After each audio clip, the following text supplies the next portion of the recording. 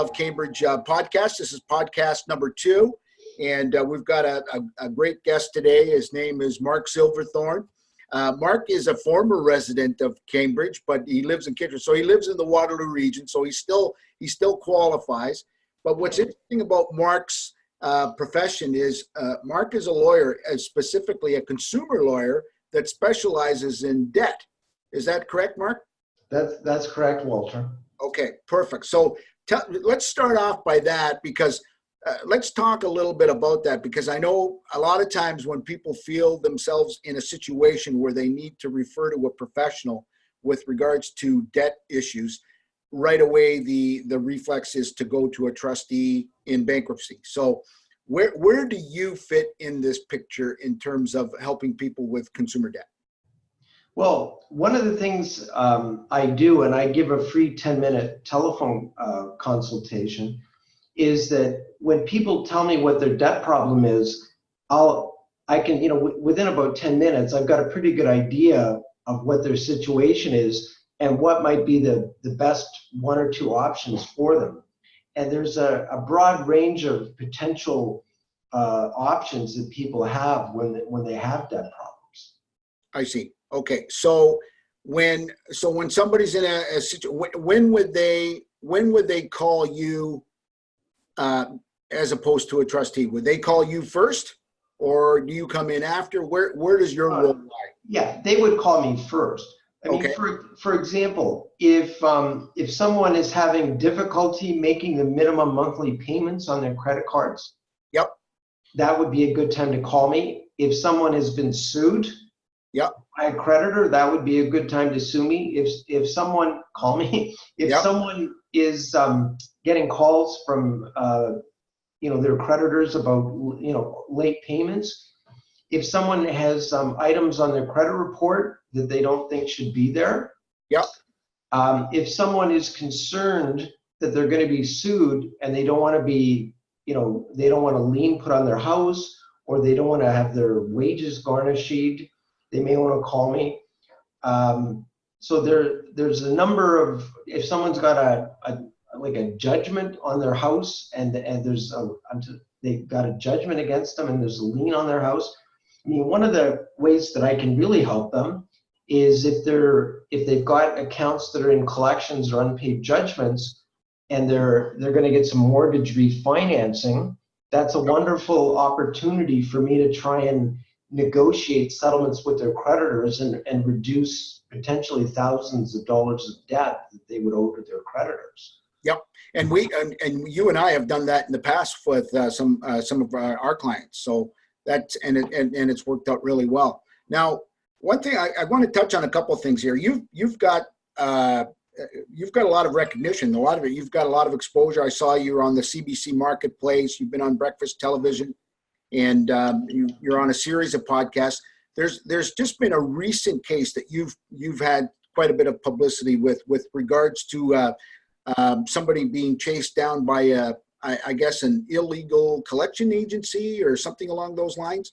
Yeah, I had a client who was sued by there's a debt buyer out of London called Canna Seed, and they sued my client for $43,000. And I brought a motion to dismiss that lawsuit.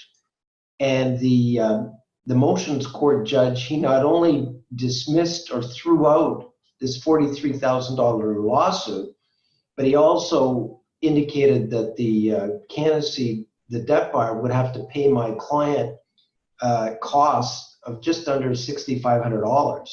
Oh, wow.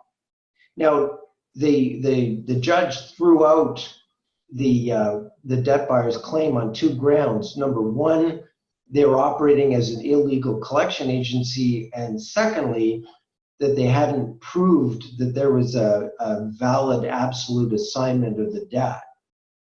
Oh, wow. Okay. Very, very interesting. Very Yeah. interesting. So tell me now, one of the things that I wanted to ask you about is there is a statute of limitations in terms of how long somebody has to collect a debt. Is that correct? That's correct. And basically what happens is when the statute of limitations expires, then that gives the consumer the right to raise a defense if they are sued. The debt does not magically disappear. I see. Okay. And in Ontario, the limitation period is 2 years. It's a little difficult to put a precise timing on it in terms of when the debt expires. The best rule of thumb is it's about 2 years and 6 months, 2 years and 9 months from the date of your last payment. Okay. That's a good rule of thumb if you want to have some idea as to when the limitation period has expired on your debt. Now, one of the points I'd like to make is a consumer can't take advantage of the expiry of a limitation period on all types of debt. So, for example, any monies owing to the government, that's not going to help you. If you've got monies that are owing like child support or spousal support, that's not going to help a debtor. So there's not all debt is going to, the expiry of a limitation period basically is only going to help you when it comes to consumer debt. I see. Okay. So there are a whole bunch of caveats in terms of what actual debt qualifies within the parameters of that limitation. Correct. I see. Okay, good. Now, you also wrote a book. I guess how long ago did you write it, the book? It was about 9 years ago. Oh wow. Okay. Tell us a little bit about that. Well, I wrote the book in 2010, and the book is based upon. I spent 12 years as a collection agency lawyer. I think it was from 1994 to 2006. And I worked for 4 of the largest collection agencies in Canada. And my office would sit right on the collection floor at some of these collection agencies. I'd open my door and there'd be between 50 and 100 collectors working outside my door. Oh, wow. So I just lived and breathed what the collection agencies did. So I really know how they operate. And that gives me a tremendous advantage if I'm representing a consumer and I'm dealing with a collector at a collection agency, because I know all their tricks. Okay. So now the one thing, I'm sorry, my mind kind of goes all over the place. So one of the things that you talked about with regards to that case you just recently won was that the collection agency was not operating under legal pretenses. And so what makes what's the difference between a legal collection agency and an illegal collection agency? Okay. In Ontario, we've got a law called the Ontario Collection and Debt Settlement Services Act. And under that act, if you fall within the definition of a collection agency, then you have to be registered as a collection agency. And there's 3 different sort of creatures that fall within the definition of a collection agency. One is a traditional collection agency. Mm-hmm. The second one is a debt settlement firm, firms that help negotiate settlements on behalf of consumers. And the third category are debt buyers. And a debt buyer is a firm that purchases unpaid accounts. And so in the court case that I recently successfully represented a consumer, there was a company that had purchased accounts, and they had sued in their own name, but they had not gone to the trouble of registering as a collection agent. Oh boy. Okay. And how long were they actually in business? Well, Canaseed Financial Group is based out of London, and according to their website, they've invested, I think, $350 million over the last 8 years, acquiring purchased debt from major financial institutions. And you have to realize that they may have only paid 1.5 or 2 or 3 cents on the dollar to get that debt. So we're talking, they're a major player. Yeah. And one of their affiliates is a company called Canaseed Credit LP. And that was the particular corporate entity that sued my client. And for whatever reason, they did not obtain registration as a collection agency. Oh, wow. That seems like such a simple mistake that cost them a lot of money. Well, and it would have probably cost them about $2,000 to get registered. Wow. Now, have they since registered? Do you know, or? They've appealed the decision. So. Oh, I see. Okay. So the saga continues. Yes. Yeah. I see. Okay. Very good. So now you lived in Cambridge for a couple of years, and Yes. now you're living in Kitchener. So tell me a little bit about what you loved about Cambridge.